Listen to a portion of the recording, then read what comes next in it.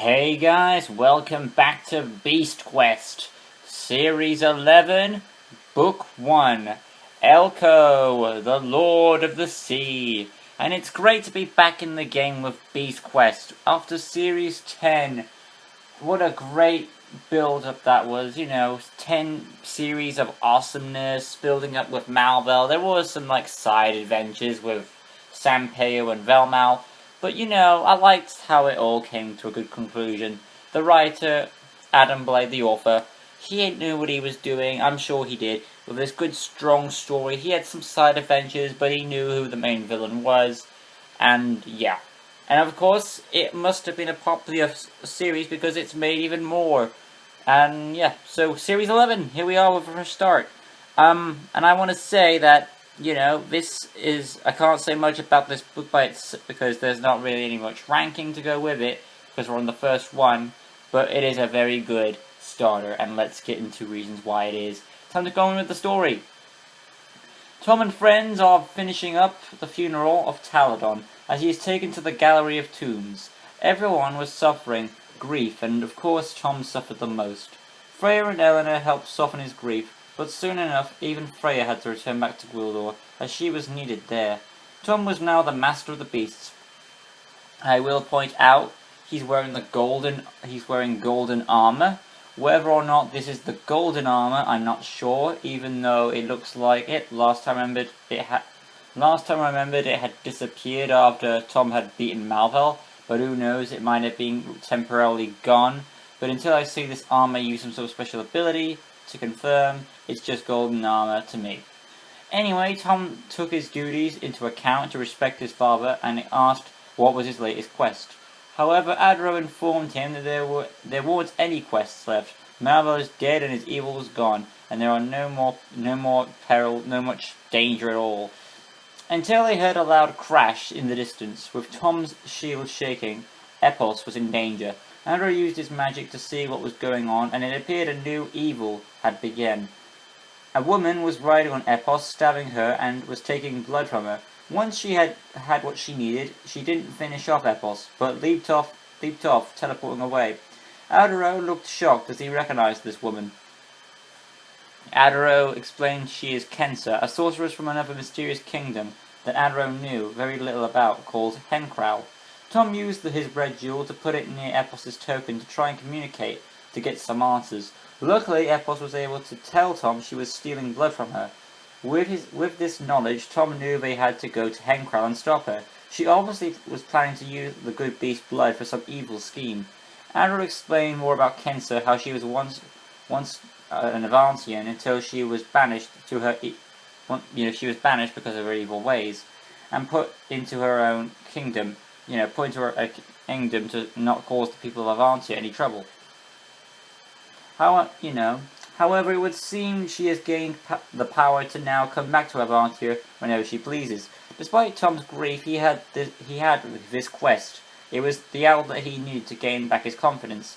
Andrew told them they needed to take a lightning path to go to Hankrowl. And Tom insisted to not bring the animals as he didn't want to risk it. Then the golden armor returned back to the armored stand, but its power still worked even while off, as Tom was now master of the beasts.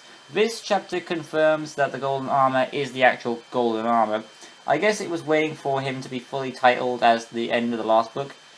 Our heroes were about to go on a new adventure. Adro told them to go as they were about to be struck by a bolt of lightning, because that's how they need to get there. Our heroes left the animal companions behind, took one of Adro's staff, and were teleported to Hankrowl. They were right at the edge of a cliff, backing away a bit, because that's where they arrived at Hankrowl at the edge of a cliff. Backing away a bit, Tom noticed Eleanor's hair sticking up, which made him laugh. Then, when Tom tried to pick up his sword, it jolted him too, to return Eleanor's laugh. This is a good moment for our heroes, who have nothing but grief and sadness so far. It was nice to bring back the confidence with their happy selves. Anyway, Eleanor realized all of Tom's shield tokens were gone. They believed this was probably a result of Kensa's trying to take blood from the Avantia's good beasts. However, he now had no way of knowing how the good beasts are. Luckily, Tom still had the jeweled belt, plus his golden armor powers, which was still connected to him. Replacing the tokens was a map of Hankrowl. They assumed it was Adro trying to give them a map in some way. Now either Adro knew the tokens were gone and decided to put the map there, or it was a random choice by the spell and it just so happened to be the shield. Tom used his keen eyesight to see a town. They decided to go for it, but soon enough made the wrong choice, scaling down the cliff. As soon as you think about it, Eleanor slipped and fell. Eleanor was saved by a winged man called Rawdon. He explained the people of Hankrowl and all had wings, along with the majority of the animals. And with Eleanor now safe, they soon reached the town, and decided they needed to get some animals to aid them in their quest. Plus use for transport. After some scuffling, they soon reached a trader who told them he had 2 animals for sale, which our heroes' surprise were a wolf and a horse. Eleanor saying it was a sign. The wolf was a bit bigger than Silver, big enough to ride, while the horse was a bit nervous of getting Tom's attention. The trader told them, that their names are Tempest for the horse, and Sparks for the wolf. He explained that the animals' wings hadn't grown in, so their old owner gave them to him, since they had no wings. They were on sale for a cheap price of 3 gold coins. Of course, they paid for them as they saw some potential in them. However, Tom did notice that the man whispered, "You'll need all the luck you can get." After leaving town, Tom and Eleanor soon lost control of their animals as they ran off a cliff, and both sprouted wings. Tom came to the conclusion that the trader didn't know about this, and they got flying animals for only 3 gold coins. It was a good first day in Hankrowl for our heroes so far. Tom was struggling with Tempest, but soon enough he managed to control him after passing some villages. They reached where the map was leading them to, a dark castle engulfed in the tip of a mountain. Then they slowly observed the building until a window caught their eye. A strange creature with stitches in his back, where his wings ought to be, and he had a weird hunchback posture, was in the room. Yeah, that creature was in that area. Then along came a woman. It was Kensa. She had gathered all the good beast blood from a volunteer. She revealed 6 clay figurines and applied the blood while casting her spell. She explained how she planned to conquer Hankrowl, and her beast would take over the domain of this kingdom, as like other beasts had done in other kingdoms, and of course revenge against Adro. So once they've taken over Hankrowl, they would go to Avantia to conquer that. However, Tempest moved his leg and it hit the window, and Kensa yelled, "Intruders!" Tom and Eleanor flew away. Soon enough, they were properly introduced to Igor, who used a flying boar as transport due to his wings being clipped. I wouldn't be surprised if Kensa cut them off. Anyway, Kensa realized it was Tom and told Igor to bring Tom's head bring Tom's head to her. After a scuffle with his chain, he then launched out several spike balls, which did hurt the animals, which made them have no choice but to retreat into the clouds to hide. This worked as Igor gave up and returned to the castle. When our heroes landed, they discovered that Tom's shield was glowing, and it seemed to be glowing where Sebron's token was. A name appeared, and it was Elko. They assumed it to be a beast, as the shield was now the map. The beast was near the sea, and since it had something to do with Sepron, it was clearly a sea beast. With their new animal companions, they took flight. They passed more natural land until they reached the ocean, with nothing there but waves of the ocean. And despite Tom using his keen eyesight, nothing was there but the distance of just more sea. And after a bit more scuffling in the air, they soon noticed the seaweed rising up the ocean. It was the first beast, Elko. He even had seaweed that represented Seprons. Luckily, they were in the air and Elko couldn't get them up there. But after a bit of dodging, Elko coiled his seaweed around Eleanor, and after a few tugs pulled her off before Tom could make a rescue. Then Tom used his sword to help rescue Eleanor later on, and she soon rejoined Sparks. Tom then had a plan to cut Elko's legs, with Tom slicing one leg and Eleanor's arrows in the other. Elko lost his balance and fell into the ocean. Tom knew he wasn't done. Elko was reforming his body down there, and instead of coming back up, he was waiting for them. So Tom gave him what he wanted. He left his boots, and even though he didn't have Sepron's token to help him breathe, he used the power of the chainmail, which is strength of heart, to help him breathe longer.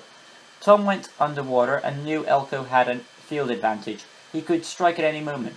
However, Tom was attacked by some nibbling fish. He frightened them off, but they left some marks, causing him to bleed, which attracted a squad of sharks. Tom didn't have time to this. He fought the sharks off for a bit, then realized they kept coming.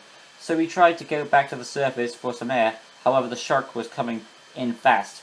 I will point out in this chapter they confused Elko's gender on one page. It's a girl.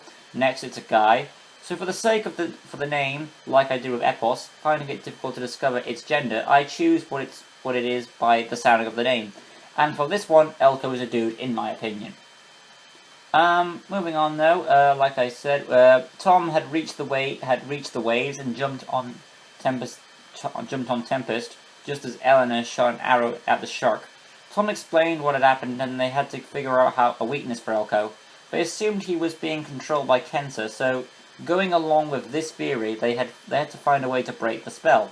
To stop him, Tom remembered how the seaweed changed colour, which caused the fish to attack him. So Tom used his purple jewel to take control of the fish, as it shone purple as well. Going underwater, it soon enough worked, as the fish obeyed him, and Tom spotted Elko's hiding spot, giving the orders to attack. Elko rose up with anger as Tom hopped onto Elko's arm, planning to get the purple light source that was causing Elko, and I quote, mind control. But as Tom was nearer to Elko's chest, now on his shoulder, while Eleanor had him distracted, the plan was put to a halt when Igor was arriving to stop them. Tom felt lower, and Elko, he fell lower, and Elko now realized Tom was there, while Eleanor was having an air battle with Igor. Elko tried so hard to get Tom off, but Tom wasn't one to quit so easy. So Elko thought if he can't shake him off, he'll wash him off under the waterfall, basically a beast shower. Tom caught on what he was planning to do and put together a plan. He noticed some sharp rocks inside the cave. At the same time, he removed his jeweled belt and used it as a harness to secure himself to Elko. It worked. He still remained on Elko despite his many tries to wash him off. Then he called for Eleanor, and she must have some damn good hearing, and she flew in with Igor right behind her. And timing it just right, he tricked Igor into hitting Elko's leg, making him lose his balance and collapse, causing him to get impaled by a sharp shard of rock, which plunged out his purple heart on the tip. Igor retreated, as he felt like a fool, as he tricked into destroying his own mistress's beast, and he knew he was screwed. So it wasn't really mind control. The beast she created are evil. They just needed to be removed of their life support. Speaking of, after returning to the land, the heart had transformed into a purple jewel, then to Sepron's tooth. They then realized if they beat the evil beasts, they would restore Tom's shield tokens. Tempest and Spark had proven great allies, and the new quest had begun. I like how this series is sort of an update version of Series 1. Tom needs to beat 6 beasts to get 6 tokens for his shield, and he meets new animals and a new villain. So it is, if I recommended like a time for, if you're a person going into beast quests and it's already began, like I did, I would say this is a good starting choice for you. Besides the first book, Fern of the Fire Dragon, this is another good choice to get into the Beast Quest series. Elko, as it's restarting after the defeat of Malvel, so another part to restart. Even though all of the Series 1 books are a good place to restart, but this is another good spot for it. Other than that, another thing I want to point out is there's a nice little reference to Power Rangers right there, with the evil sorceress using clay figurines to make monsters, so it's got like that Season 1 Power Ranger vibe right there. And, Tom's Tom's still a strong, awesome hero. I love that. He's a bit more calmer now.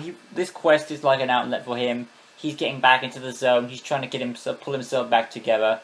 We've got new allies with Tempest and Spark, and they're not as despite the fact that they're not as as relatable with Storm and Silver. They're still nice with their wings, you know.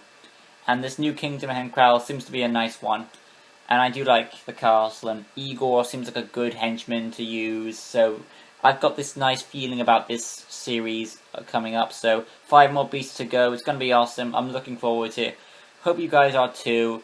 Elko, the Lord of the Sea, is an amazing book, a good start to Series 11. And next time on Beast Quest, we will be doing Tarok, the Blood Spike. See you guys then.